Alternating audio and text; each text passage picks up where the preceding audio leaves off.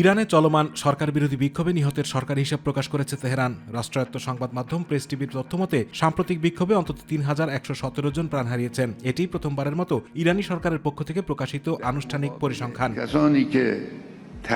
প্রতিবেদনে বলা হয়েছে, ইরানে শহীদ ফাউন্ডেশনের তথ্য অনুযায়ী নিহতদের মধ্যে ২,৪২৭ জন বেসামরিক নাগরিক ও নিরাপত্তা বাহিনীর সদস্য রয়েছেন। তবে নিহতদের পরিচয় ও ঘটনার বিস্তারিত আলাদাভাবে প্রকাশ করা হয়নি। এদিকে যুক্তরাষ্ট্রভিত্তিক মানবাধিকার সংগঠন human rights activist news agency সরকারি হিসাবের চেয়ে অনেক বেশি প্রাণহানির দাবি করেছে। সংস্থাটির তথ্যমতে এবারের বিক্ষোভে নিহত হয়েছেন ৪,৫১৯ জন, যার মধ্যে ৪,২৫১ জন বিক্ষোভকারী এবং ১৯৭ জন নিরাপত্তা রক্ষাকারী বাহিনীর সদস্য। কালার এক্সপার্ট এবং ডার্ক স্যাপ সমৃদ্ধ অরিক্স অ্যাডভান্স ডিটারজেন্ট পাউডার, আপনার লন্ড্রি এক্সপার্ট।